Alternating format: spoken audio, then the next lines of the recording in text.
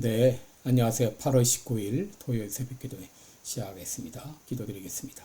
은혜로우신 우리 아버지, 또 어젯밤에도 우리에게 평안한 잠을 주시고 또 건강한 모습으로 새 날을 맞이했습니다. 오늘 하루도 주님 앞에 온전히 의탁합니다. 성령께서 매 순간순간마다 우리의 삶 가운데 함께 하시고 역사해 주실 것을 믿고 성령의 임재를 느끼며 살아가는 하루가 되게 하여 주시옵소서. 우리의 당면한 모든 문제가 있습니다. 아버지, 이 문제로 인하여 하나님께 감사를 드립니다.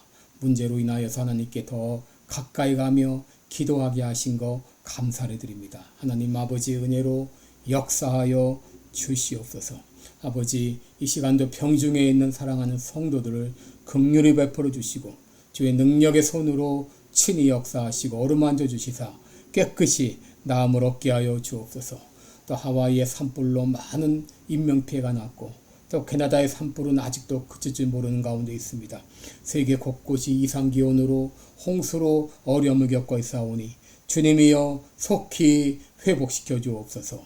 이 시간도 주님 앞에 의탁하며 예수님의 이름으로 기도드리옵나이다. 아멘.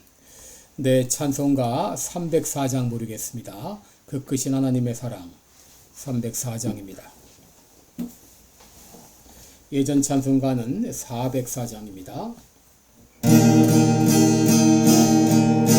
크신 하나님의 사랑 말로 다 영영 못하네. 저 높고 높은 별을 넘어 이 낮고 낮은 땅 위에 죄범한 영혼 구하려 그 아들 보내사 화목제로 삼으시고 죄 용서하셨네.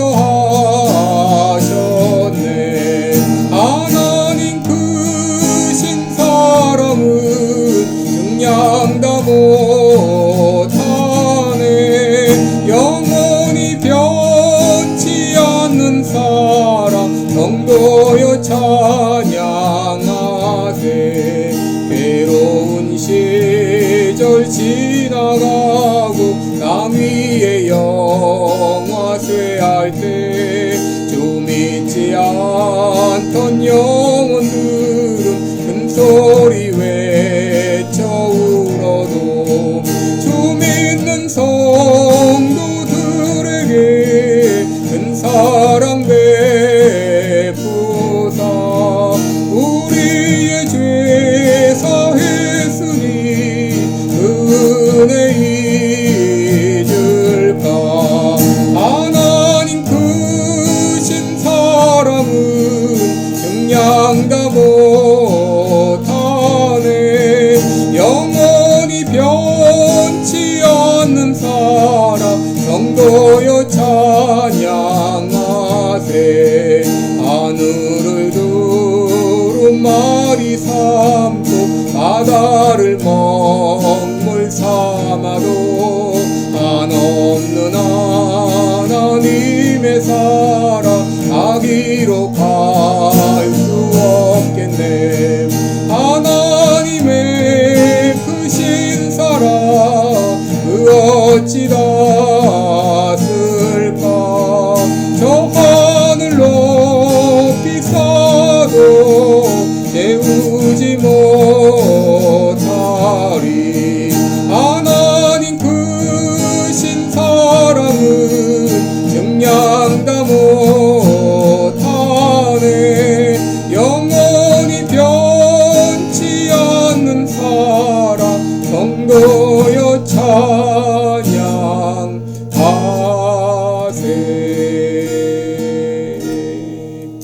아멘. 네, 우리 오늘은 사도행전 8장 14절로 17절까지 보겠습니다. 사도행전 8장 14절로 17절까지 제가 봉독해 드립니다. 예루살렘에 있는 사도들이 사마리아도 하나님의 말씀을 받았다 함을 듣고 베드로와 요한을 보내매 그들이 내려가서 저희를 위하여 성령 받기를 기도하니 이는 아직 한 사람에게도 성령 내리신 일이 없고 오직 주 예수의 이름으로 세례만 받을 뿐이로라. 이에 두 사도가 저희에게 안수함에 성령을 받는지라. 아멘. 네, 우리 오늘은 성령의 내주와 성령 충만 이런 제목으로 함께 말씀을 나누겠습니다. 여러분, 빌립의 전도로 사마리아 지역이 바로 하나님의 말씀을 받았다.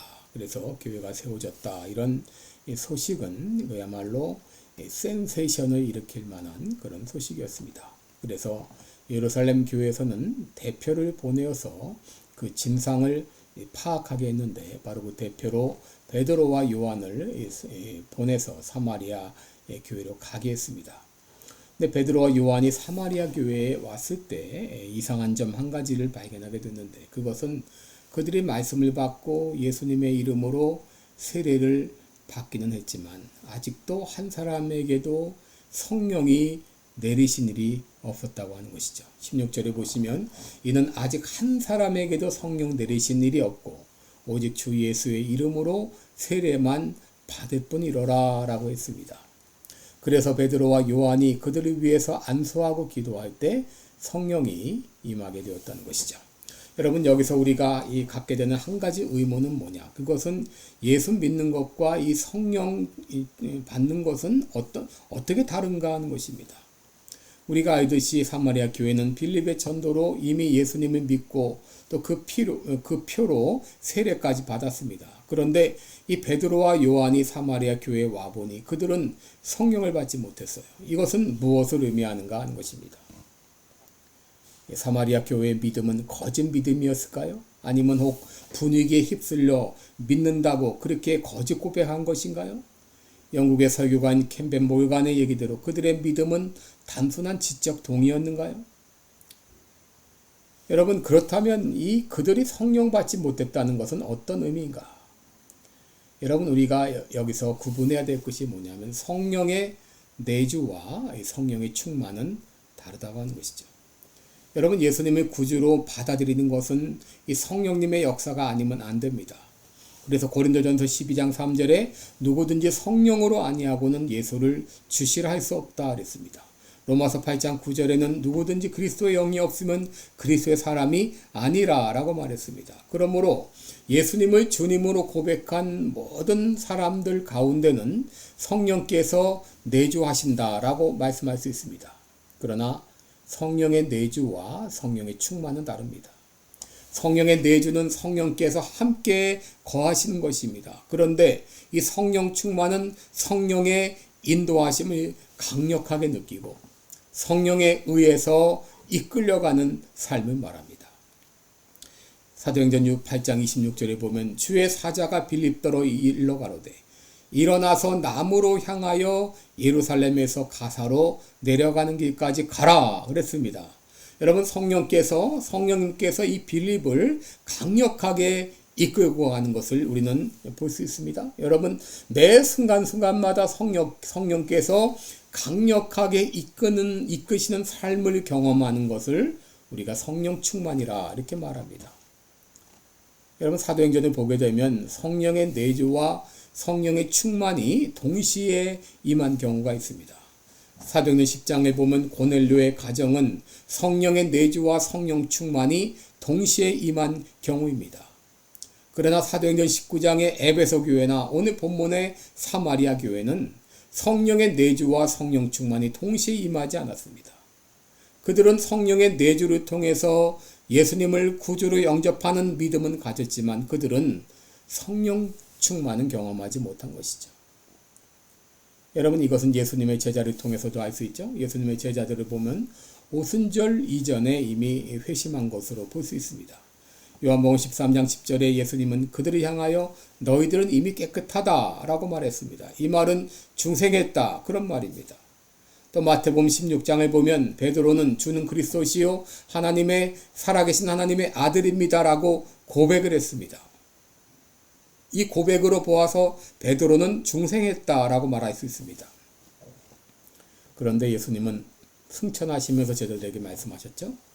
예루살렘을 떠나지 말고 내게 들은 바 아버지의 약속하신 것을 기다리라. 그것은 바로 성령을 말하죠. 성령 충만을 위해서 기도하라 그랬어요. 제자들은 예수님의 분부에 따라서 마가 요한의 다락방에 모여서 열흘간 기도하는 가운데 그들은 성령 충만을 경험했죠. 여러분, 이를 통해서 우리가 알 수 있는 것은 교회 안에는 단순히 중생한 신자가 있는가 하게 되면 성령 충만한 신자가 있다고 하는 것이죠. 여러분, 베드로와 요한이 도착하기 전 사마리아 교회의 형편은 어떠했나요? 그들은 빌립의 전도로 말씀 받고 주 예수의 이름으로 세례를 받았지만 그러나 그들은 성령 충만하지 않았습니다. 그런데 베드로와 요한이 사마리아 교회를 방문해서 함께 기도할 때에 그들은 성령 충만을 경험했습니다. 그리고 18절을 보게 되면 성령 충만을 눈으로 확인할 정도로 가시적인 형태로 나타났다고 하는 것이죠. 여러분, 우리가 능력 있는 그리스도인의 삶을 살려면 믿고 세례받는 것만으로는 안 됩니다. 성령 충만해야 됩니다. 여러분, 놀랍게도 하나님께서는 우리에게 성령 충만을 약속해 주셨습니다. 이사야 44장 3절 4절에 보면 내가 가란 자에게 물을 주며 마른 땅에 시내가 흐르게 하며 나의 신을 내 자손에게 나의 복을 내 후손에게 내리리니 그들이 풀 가운데서 솟아나기를 시냇가에 버들같이 할 것이라 라고 말했습니다. 에스겔 39장 29절에 보면 내가 다시는 내 얼굴을 그들에게 가리우지 아니하리니 이는 내가 내 신을 이스라엘 족속에게 쏟았음이라 라고 말했어요. 요엘서 2장 28절에 보면 그 후에 내가 내 신을 만민에게 부어주겠다 라고 말씀하셨어요.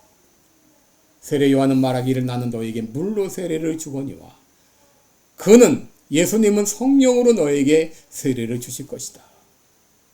바로 하나님은 우리에게 성령 충만을 약속해 주셨습니다.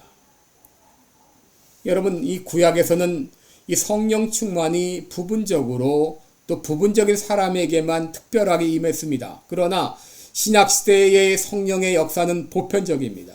사도행전 2장 17절을 보게 되면 하나님이 가라사대 내가 말세에 내 영으로 모든 육체에게 부어주겠다.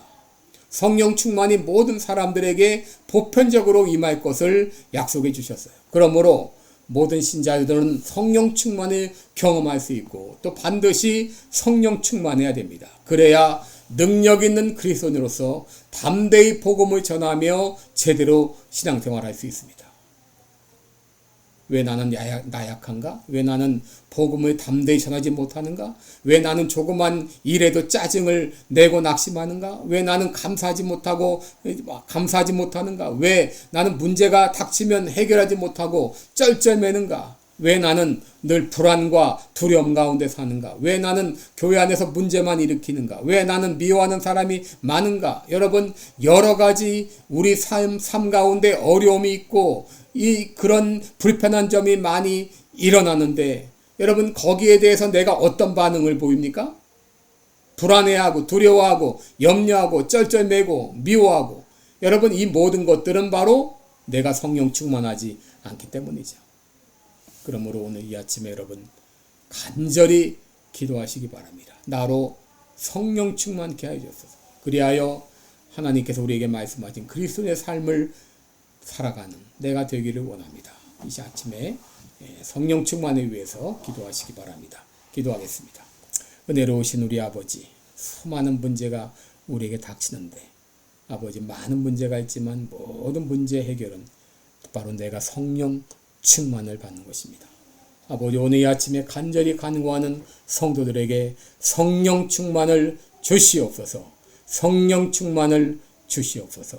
감사드리며 예수님의 이름으로 기도드리옵나이다. 아멘.